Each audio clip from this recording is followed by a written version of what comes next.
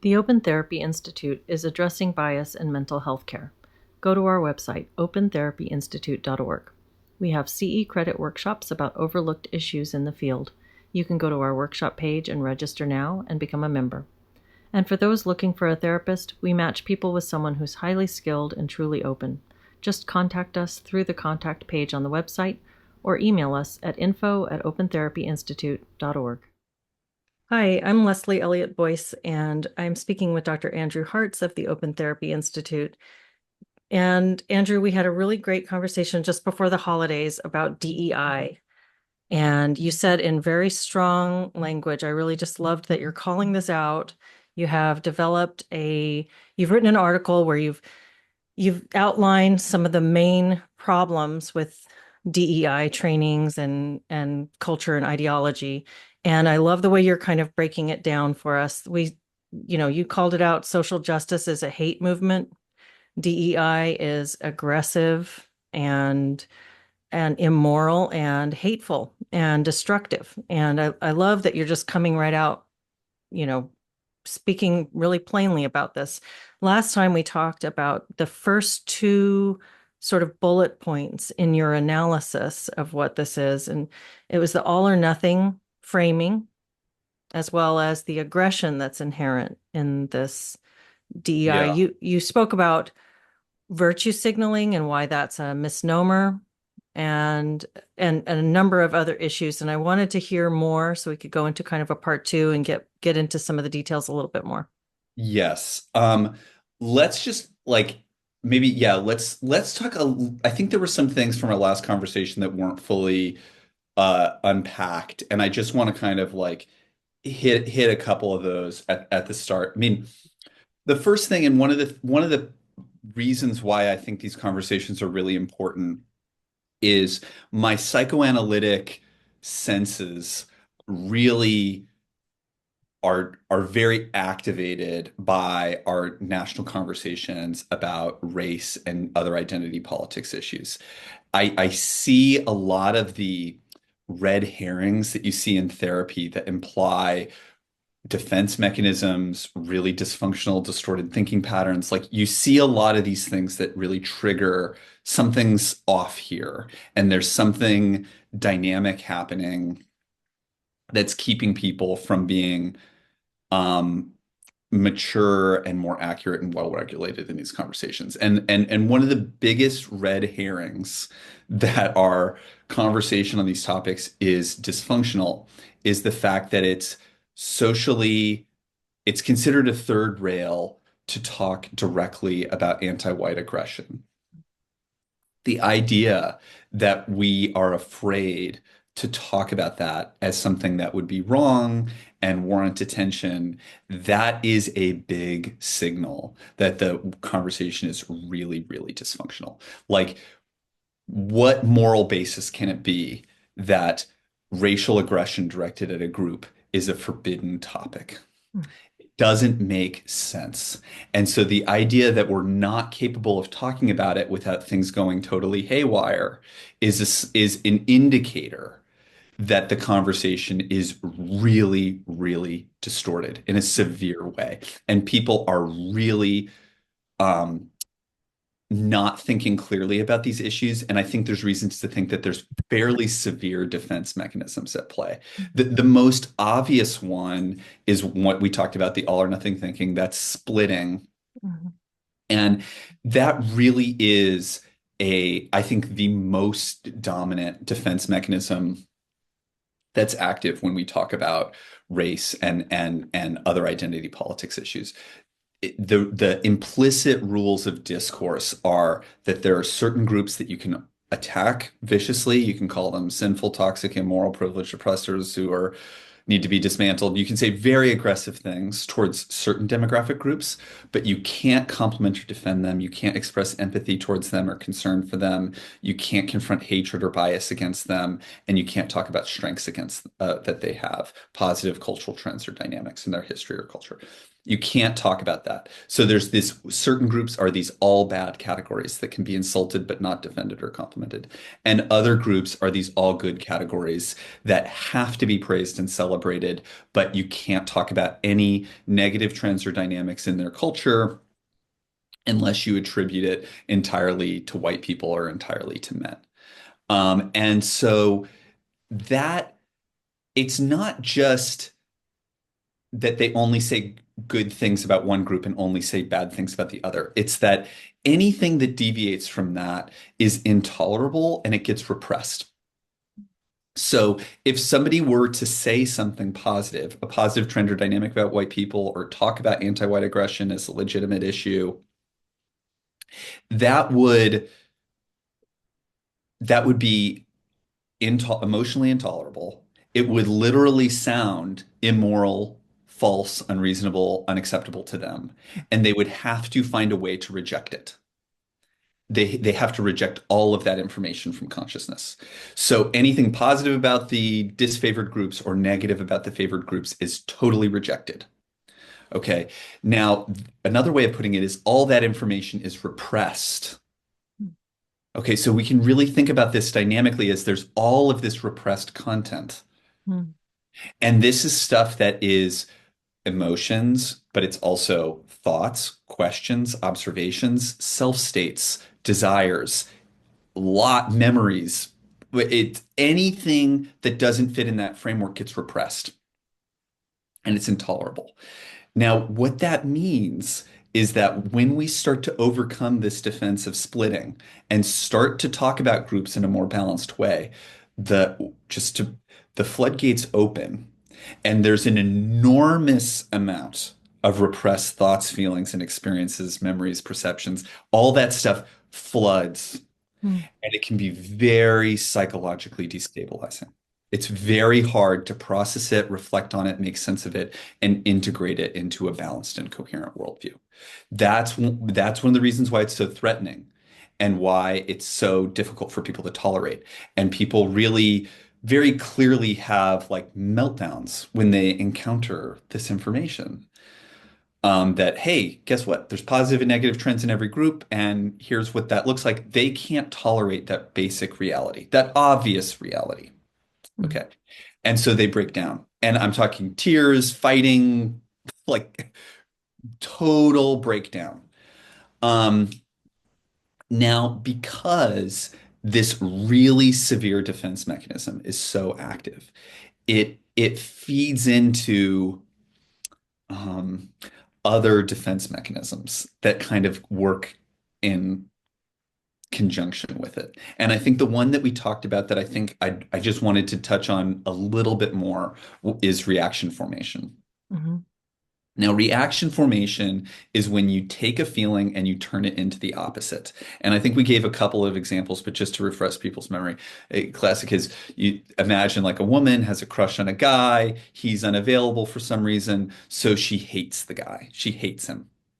And she is constantly talking about him and how obnoxious he is, and she's picking fights with him that actually just make them more enmeshed.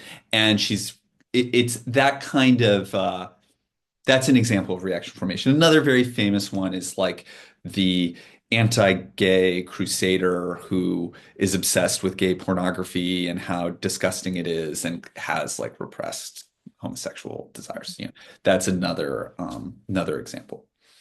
But you can think of lots of examples like this. Like I remember when I was learning about it in grad school, like there was an example of like the stepdad's feelings towards his redheaded stepson, Mm. who he like can't stand, but so he like loves him so much. And he just like Mm. wants to like, but the love is like very misattuned and intrusive and aggressive. And it's because he can't tolerate his hatred. So he turns it in. So it's anytime you turn a feeling into its opposite. Mm.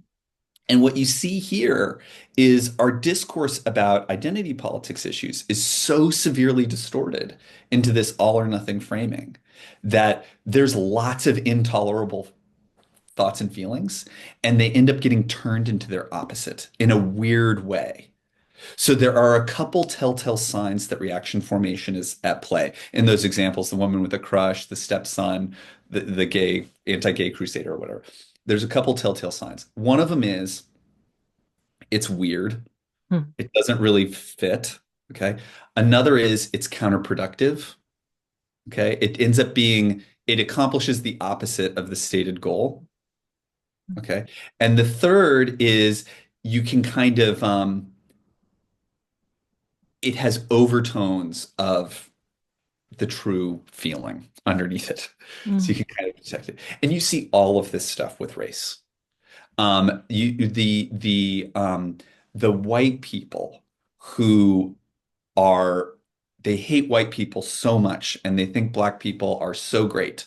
And they'll say things like black people can't get a photo ID and math is racist because black people can't do math.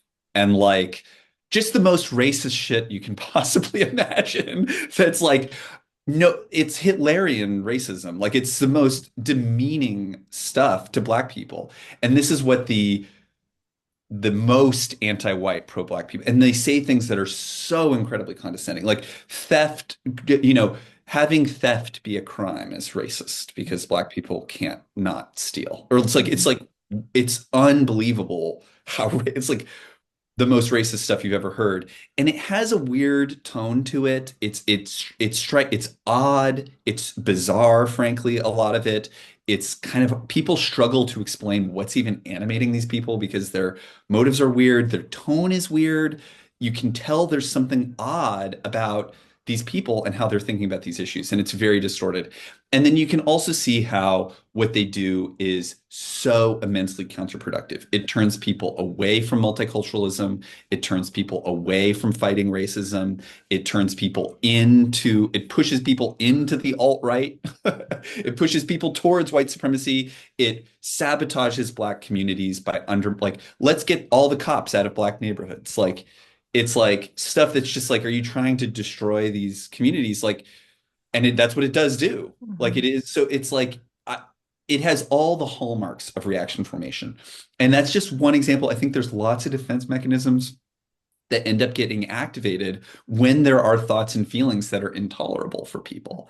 And on race, it's clear that there's lots of true important information that we can't tolerate talking about in a mature way, so it gets repressed and you get to see and it's an unusually good way to see psychoanalytic defense mechanisms in mass in society. Like I don't think we always get such great opportunities to see these defense mechanisms happen on such a large scale. They happen in individual psychotherapy sessions where but it's an unusually good space to see these and we really do need psychoanalysis to explain this because it is about why are people incapable of tolerating all of this important true information, and why are they then engaging in these really bizarre ways of behaving, like and framing issues? And psychoanalysis provides a way to explain all of that, I think, really elegantly and with concepts that have been around for 100 years. So I just wanted to hit that, and I think it's really important to have theories like this because otherwise, I think the default way of looking at the white people who make these claims, and by the way, I don't think anti-white hate is just coming from white people. I think there's lots of anti-white hate coming from every racial group in the world. But there is clearly some, and in the West, it's being led by white people in part. And we do need a theory of what's animating them because they are some of the most viciously aggressive people in our society, and they are hurting so many people and they're causing so much dysfunction. You do need a good formulation of what are they doing and why. And I think splitting and reaction formation are absolutely essential to describe and understand their behavior. So Mhm. I just wanted to kind of like put a flag in that and really highlight that for people before we move on to other problems with DEI. Well, as you're talking about that, I'm thinking Robin DiAngelo comes to mind, and the way that she pushes this idea about all white people being racist. But if you look at how she backs up her proposals, it's clear that she's really talking about herself. And so, there's this like, that sounds like that's a you problem. Like you're really overreacting to something that you're repressing or you're feeling guilt about or you're feeling troubled by in yourself. And so I'm wondering for if you use the reaction formation hypothesis and the splitting, where do you think this comes from in the people that are pushing this? Why are Yeah, they yeah. developing this?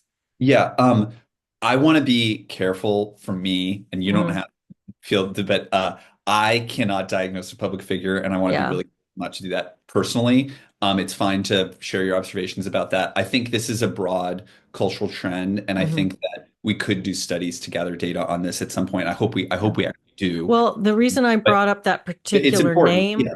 is Yes. just that we had to read her stuff for my Yes. program, and Yes. it was chock full of this kind of like, wait a minute, this, when you say that there's like a distortion there, I'm not talking about diagnosing her as a person. Yeah. I'm diagnosing her work and the things that she's putting out there. She's the clear distortion, like something isn't right here about what Um, you're doing and how you're packaging this. It doesn't jive. And yeah, and you see weirder stuff if you really go into the literature of like white people writing about whiteness is this Hmm. awful thing. Really, like it's worth doing a textual analysis of these. A lot of people talk about how addictive whiteness is, that it's like a Oh, drug. interesting. It gets you high and it feels so good and it's Wow. irresistible, but you can't do it because it's wrong. And there's just things that That's are just like bizarre. it's so reaction formation. Oh, interesting. It's like, it's just like it just has that ring to Mm, it. It just hits all of the notes. Um, but yeah, I think that this is the issue.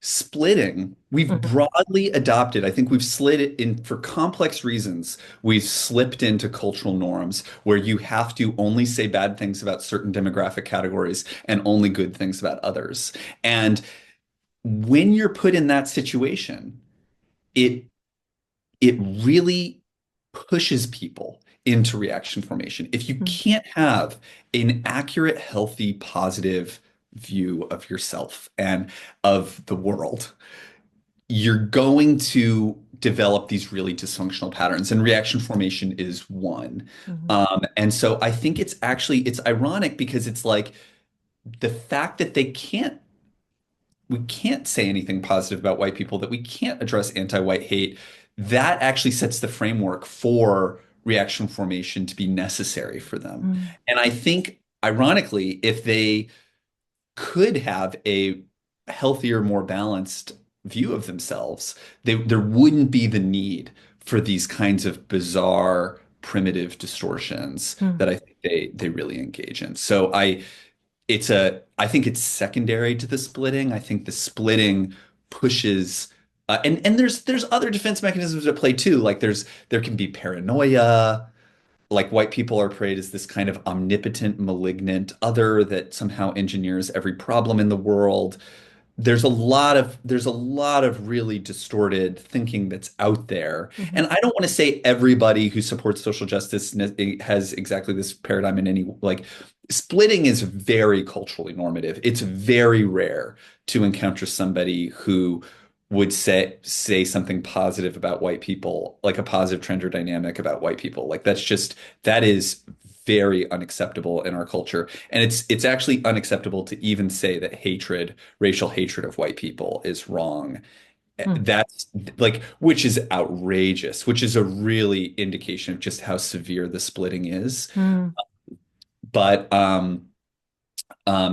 it's those realities really push people to develop the reaction formation. And it's almost like the more abused they get for being white, but they can't stand up for themselves. So all of that pain and unfair insults and mistreatment and demonization is actually like fodder for more reaction formation. Well, that's what I was going to ask you. Is it something that can be communicated or taught to other people? So are these actual defense mechanisms transmitted through the education, or are we talking about the people who are sort of the main architects and promoters of this, but there's a different process going on with people in the sort of the educated, indoctrinated group?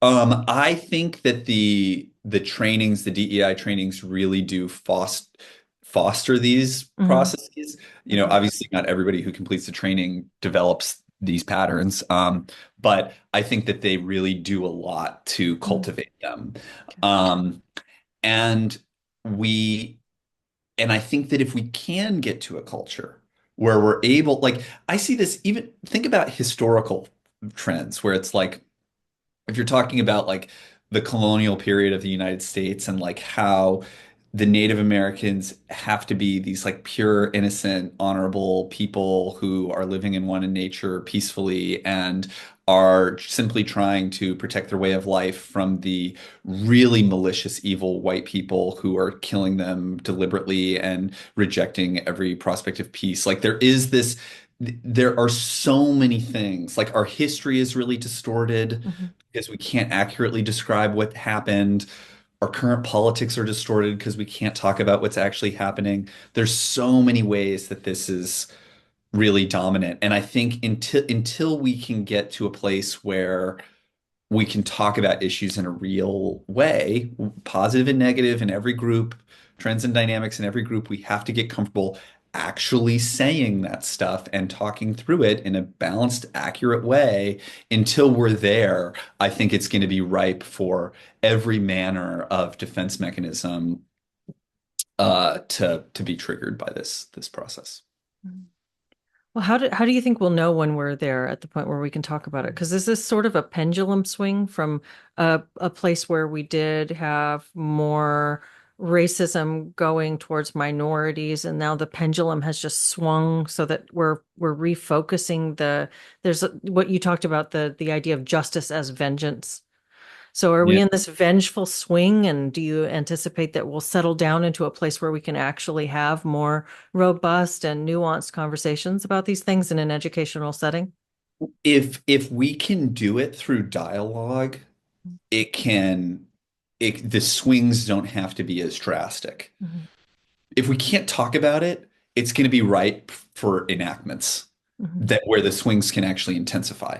Mhm. Because there's just nobody's understanding what the other side is doing and why, and everybody's engaging in these like primitive defenses, and it can really spiral.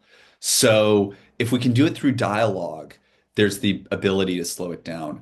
But the amount of repressed thoughts and feelings, I think, is really immense. And I think people are probably not even, most people aren't even aware of how much they've repressed. And it's stuff that's like really emotionally powerful. So it's going to be hard for people to start to let themselves feel that stuff, notice that stuff, talk about that stuff. Um, I think that's going to be a challenge. It's going to take time. I don't think we're anywhere near it. We're not even at a place where you can say racially motivated aggression at white people is wrong. I Mhm. mean, that is really unhealthy. It's a big problem, and it's a red herring. That's the clearest signal that like this is a we have a really dysfunctional, we are not capable of mature conversations about race. That's Mhm. what it means. And until we actually have a society where we can say, look, to the extent we're going to talk about these racial categories, we can think about positive and negative dynamics in all of them. It doesn't make sense to only praise and celebrate some and then only attack others. Like that's not going to work. We need to say hatred against all is wrong, bias against all is wrong. We need to be able to talk about those things and document them and respond to them in a constructive way. We need to be able to talk about positive and negative dynamics and all. I mean, I would actually sit down and think like, can can we name a few positive and negative dynamics in different groups and actually talk about that? I mean, we're so far from that. I Mhm. mean, that's just unimaginable to me that we could do that in mainstream civil society. Um, so, and I think people are afraid of going there. I mean, they're afraid of what's going to happen if the floodgates actually get opened up. Well, I think all of the dialogue around race, it's essentially applied demography that misses the central truth that there's more difference there's more variation within groups than between groups. We're talking about individual expression of different characteristics. And you're always going to find that different groups have individuals that are, demographically categorized within a group, but have such a wide range of individual variability that's the central harm of racial profiling and racism. Absolutely. It's also like, and you know, this is maybe like a negative note because I think you're absolutely right.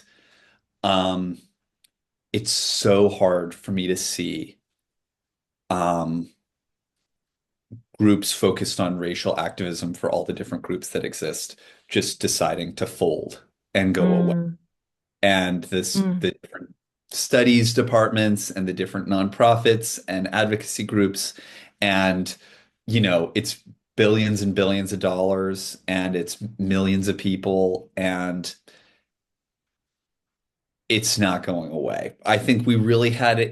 It's very sad because I think we really had the possibility of truly creating a colorblind society that was not focused on identity politics. And what we did over the last decade in particular, but really the past half century, was we blew up that possibility. And mhm, I'm not to say it's never possible, but it's so hard to imagine getting to a place where we fully are there. I think I would rather we be in a place that's really is that kind of like colorblind meritocracy society, but I think the next best thing is the capacity to tolerate ambivalence and have a dialectical conversation about these issues where we can talk about good and bad in each group. That's a small consolation prize. It's not the way that I would have wanted it to go, but mhm, I don't I don't see getting to that, getting back there within my lifetime. I mhm, mean, mhm. history does weird things. Maybe we'll be surprised, but Yeah, well, it's a good thing to put an emphasis on this process, and I think it's really interesting the psychoanalytic lens that you're bringing to this. and it's so important to, it's just like with a patient where you have to kind of say the intervention like a dozen, 2 dozen, 3 dozen times before it sinks in. People have to hear this over and over again, and then they start to feel it. Mm, At some point it penetrates, and they start to think, oh, I've been repressing this, or oh, this other thing that, I mean, like for me, I'll just like disclose, like I think for most of my life, talking about anti-white aggression would have sounded racist to me. really. Yeah, because that's what I was conditioned to think, Mm, you know? And it's clearly not, but I think there's mhm, all kinds of things we've internalized like that that keep us mm, from accurately understanding the world and ourselves. And so there's a lot more to happen. I understand that it's like, yeah, maybe DEI programs are in retreat right now, which is at least superficially true. But for the culture to really thoroughly be righted here, there's a lot of work. And I actually mhm, think mental health professionals can play a really central role in highlighting these issues and helping people process repressed feelings and talk through them in a constructive, mature, pro-social, kind of positive way. mm. They need our help. They're not doing it, and they need guidance, I think, to do this. And I think if we can use our skills, we could help that happen. Well, I was curious when you were talking about repression about concrete examples, and now that you brought that up, you shared that sort of evolution of your own thought or the change in your own perspective. It does remind me. So, as a person who I was a white minority as a kid growing up Yeah. in a multi or mostly Hispanic area, really, and got bullied quite a bit for it. I never had any, I mean, my first kind of kindergarten was an introduction to anti-white racism. It was blatant and obvious all the way through my school and social experience that Right, right. this was an open thing that we don't like white people. Um, when I got to graduate school, this was the first time where I really started to I guess I'd gotten away from it for a while during my adulthood, my early adulthood to middle adulthood. I was just not around a lot of that sentiment. Right. And coming back to this graduate setting and in all places, a psychology program, having this talked about in this kind of simplified, reductive way that DEI shares this information and these ideas, and watching all the people agree with it, all the, white people just nodding along and talking about their privilege.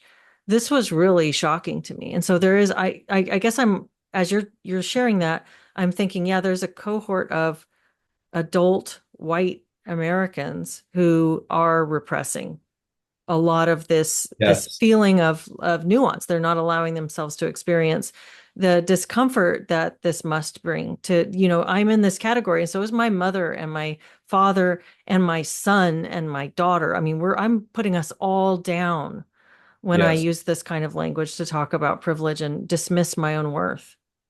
Yeah.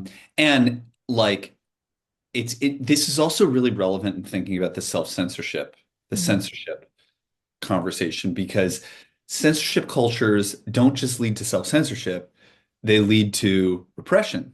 Mhm. People repress thoughts and feelings that are too scary to say. Mhm. But most people don't. It's actually like, it's a good sign if you can recognize, like, this is really hurtful and frustrating and scary, and I'm not sure what I can say about it, but I recognize those things. Mhm.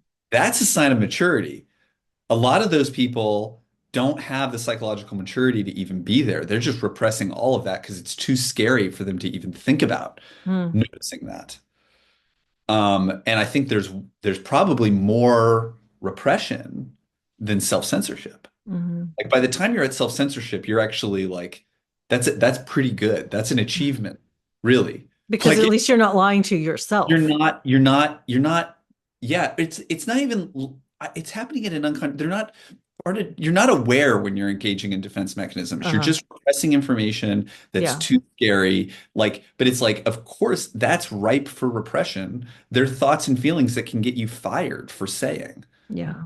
that can ruin your life if you feel them or think them. That's exactly the type of stuff that people are going to repress. Mhm. So it's like, and I think it's why so much of our moment can't really be understood well without referencing psychoanalytic concepts like Mhm. defense mechanisms, because we talk a lot about borderline dynamics. Those are secondary to these primitive defenses too. Mhm. It's like all fueled by the fact that people are repressing so many thoughts and feelings, because, and self-states, memories, all of this stuff, because and of course they're repressing them. They're scary as shit to think about saying. You're going to get fired. You're going to get kicked out of your program. You're going to get this, that, or like, people don't want to think that stuff. Mhm. So at an unconscious level, they get this signal anxiety that that's a forbidden thing, and they're just like, nope, not thinking. Mhm. And they don't even, then they're not even aware of Mhm. what's in there. It doesn't mean it's not affecting them. Mhm. Those repressed emotions can do a lot of work, Mhm. but they're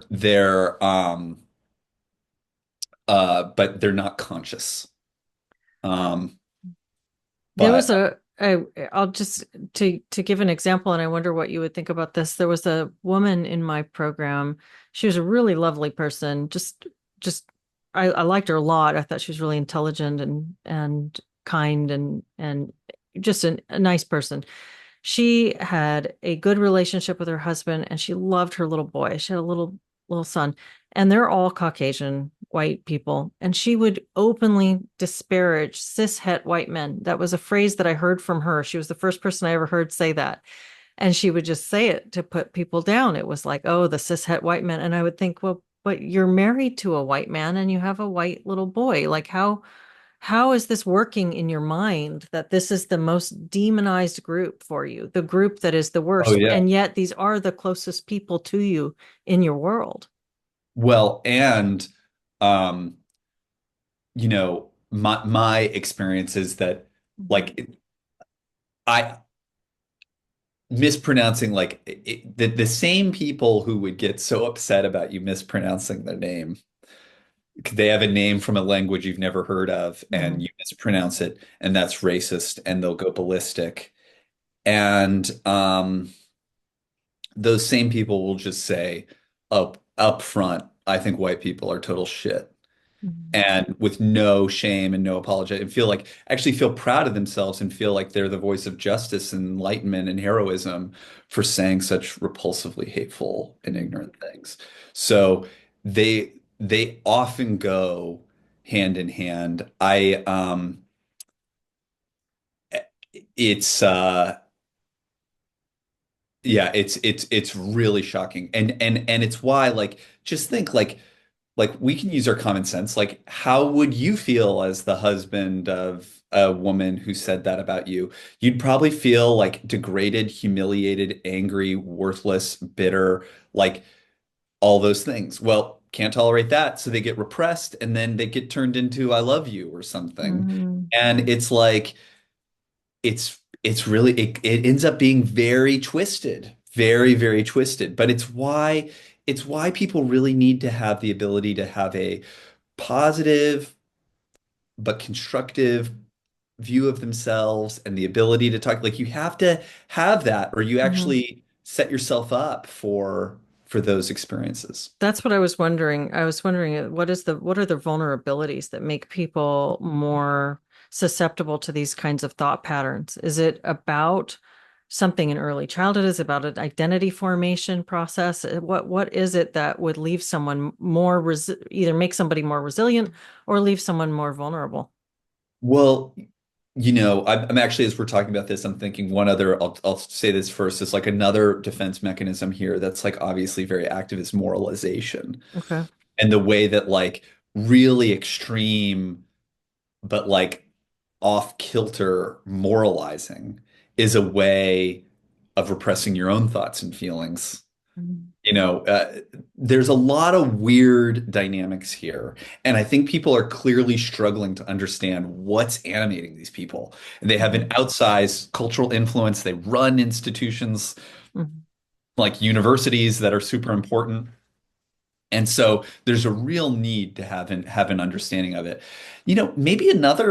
Maybe we're framing it the wrong way. We have an incredibly powerful media and social media system and education system that are all pushing people into all or nothing thinking and reaction formation and moralization and these other defense mechanisms.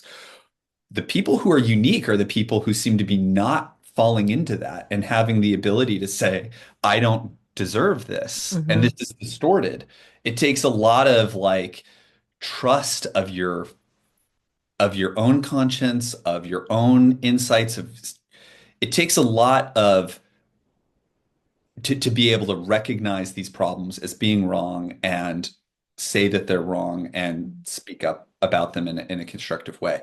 That seems to be the thing that's not happening. Mhm. So maybe it's more the other way around. What is it that enables people to do it?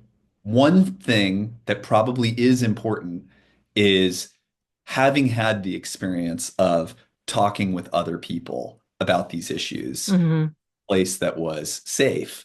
And maybe that happens in your family or with your friend group, and maybe it happens with a therapist. But the ability to talk through this stuff is really, really important somewhere. If you're totally alone and this is what your Mhm. parents and siblings think and everybody in your social circle thinks, and you've been taught your whole life you have to think this way or you're a bad person, I think it's going to be much harder to overcome. That being able to sort of test your thoughts out loud with another person, that sort of reality checking plus perspective taking, validation, just working through the thoughts, and even like just this conversation we're having right now, where you Yes. kind of goes all over the place, but you're working through something. Yes. And the ability to and I think it's like also modeling. It's the ability to see one other person. Not like because the another defense mechanism too is just to go to the opposite. And to be like, fine, I'm evil or Mhm. whatever, I'll show you evil. Or there's different things you can do, but you can go in the other direction. And that can be counterproductive too. Mhm. Or it's all usually is. Mhm. So So the ability to see somebody talking about these issues in a non-hateful but assertive, constructive way, but one that's not doesn't fall into these traps of all or nothing framing, of reaction formation and stuff.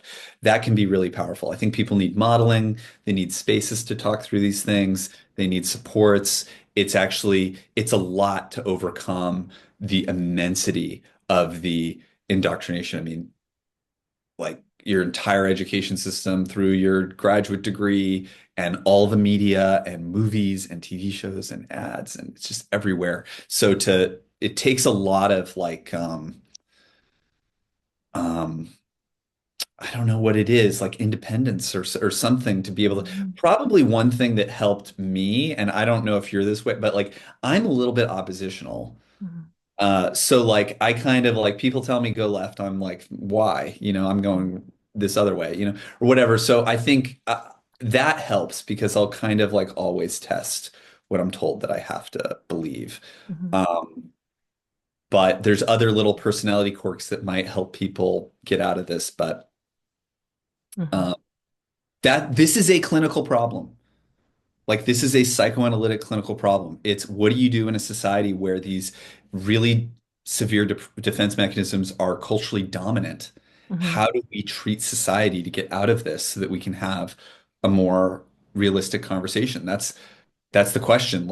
And it's hard to scale individual therapy interventions to society, but there are certain things we can do, like help model how to talk about them and encourage that people do so and things. But Isn't it's it interesting that that's sort of the, I guess, like the mirror image of what is being done through social justice too, is that the addressing of a systemic problem that's society wide, and the thinking that we need to help individuals change in order to change society. I mean, that's the thing that their right. whole argument for the inclusion of these ideas in psychotherapy training, counseling training is this idea.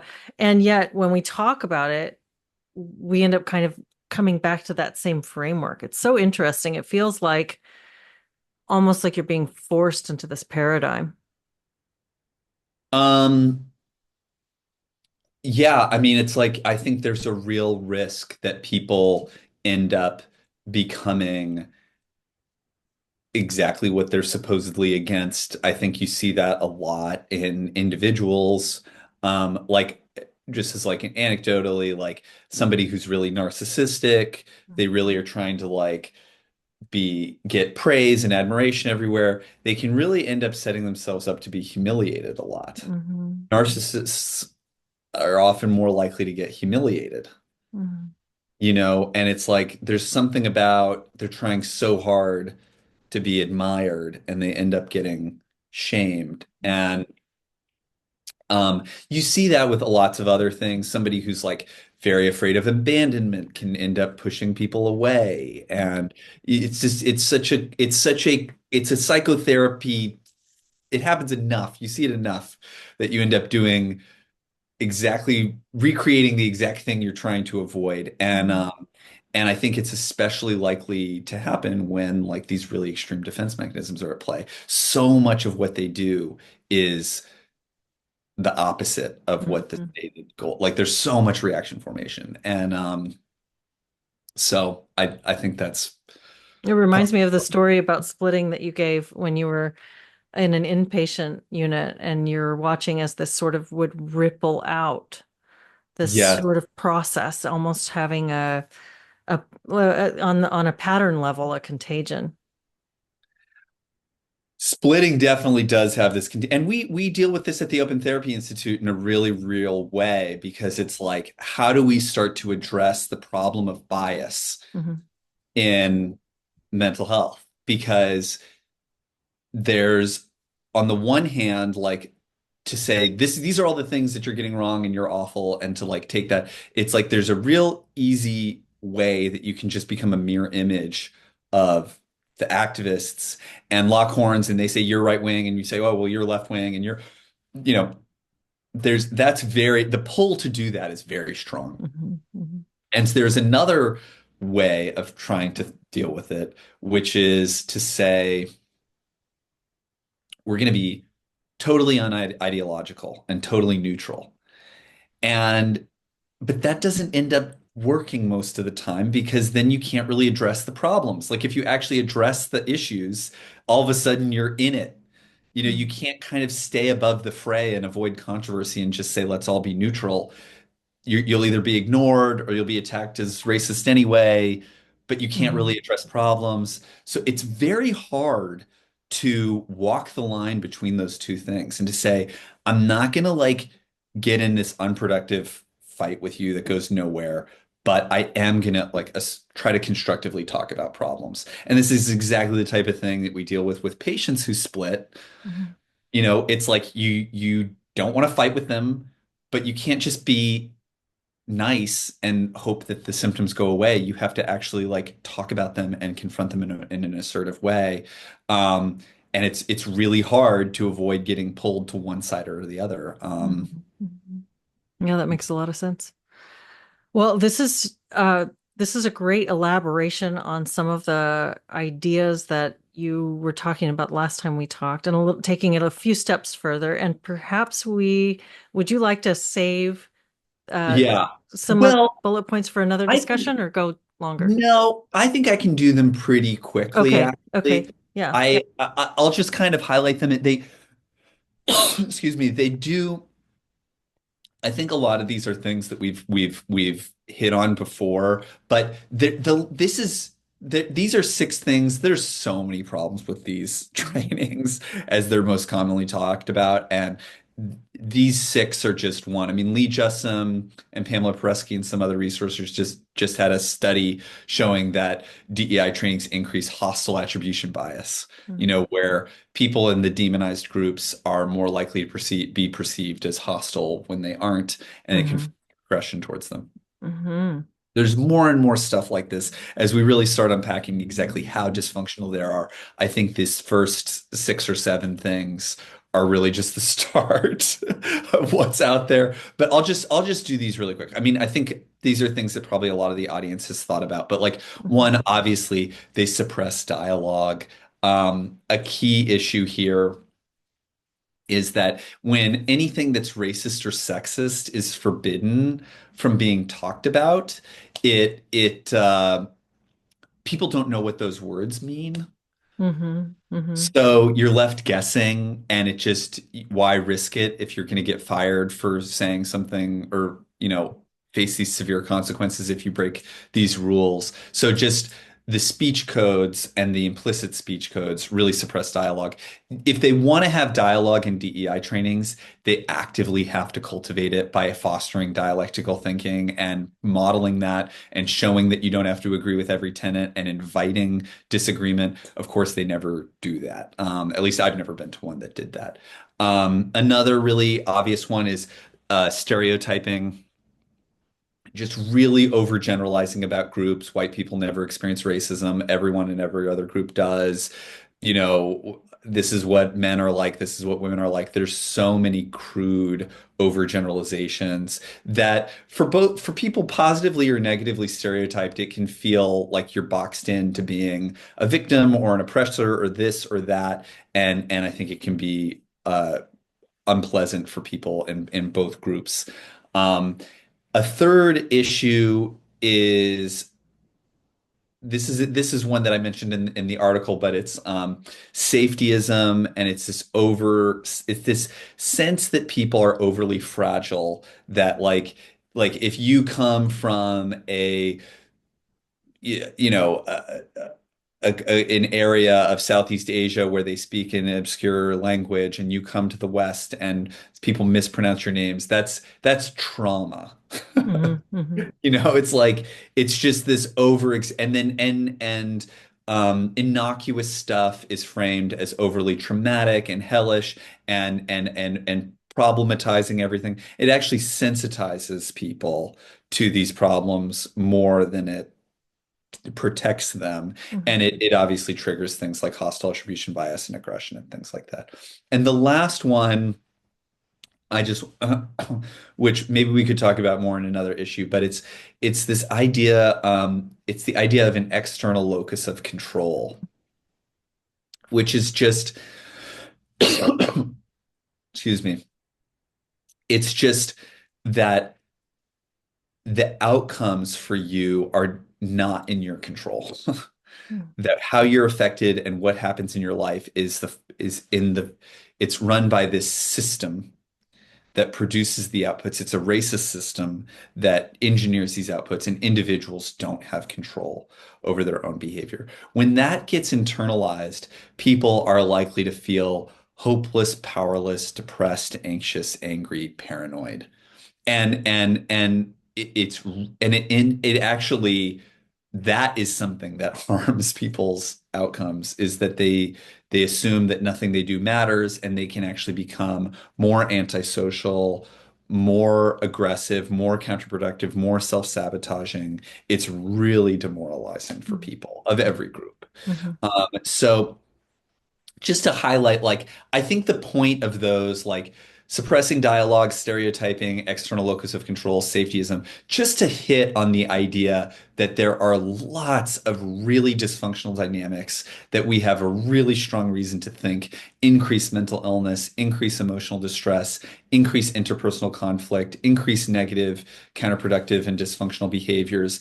It's like, and I think we're really just starting. Like, there's so many problems with these. mhm. And I think as we really start to unpack them and measure them, we're going to see just like um they're far worse than I think they get credit for. The thing that bothers me more than anything about the critique of DEI is when people say it's a waste of money or it's a waste of time. That's such a pet peeve of mine, because these are so hateful and harmful and false and distorted. And it's like, yeah, they're a waste of money and time, but they're actively harmful and wrong and Mhm. destructive. Yeah, And it's like if you had somebody that was being paid to go around and murder every 20th person, and you said, well, you know what's wrong with that? He's getting paid too much. It's a waste of money. exactly, yeah, exactly. It's like, no, it's like the problem. Yeah. Yeah. But I think that as people really start looking into more, like, honestly, like, open a psychology textbook and look for dysfunctional dynamics, and, like, you know, Mhm. there's a 50-50 chance it's part of DEI trainings. It's just like they're just full of like every mistake in psychology. And it's like it's so sad that our field has failed to apply the principles of our own field It's to say so it, shocking that it's taken over psychology. It's so nobody shocking says to me. anything. Like, they can't say, like, oh, it's not evidence-based. These are the Like, people who have spent their careers investigating these very issues, and there they are, blind to it and perpetrating it. or not speaking up out of Mhm. for other reasons, but it's like it really destroys the trust in Mhm. the entire profession. And Yeah. I think that, like, as the splitting dissolves, and I do think that process is starting, but I think it's only starting. There is a lot of repressed content that is yet to come out. Um, but as that happens, I think some of the frustration and disillusionment with leaders in the field is really going to start to shine too. And just a lot of these professions that involve expertise, like, your average person can't go in and read the studies and gather the data and figure out for themselves what's evidence-based. They really function almost entirely on trust. Like, do Hmm. you trust them to have done their due diligence or not? It's their entire, like, so when that trust is gone, it's like it doesn't matter if you're right about other issues. People don't trust you anymore. Hmm. Hmm. It's really it's easy to lose trust, and it's hard to get it back. Hmm. Yeah, very well said. Well, thank you so much for going through all of that. I feel like there's still so much to be said, but that's a good framework. And and thank you for this conversation today. Yeah, thanks, Leslie. Good talking. You too.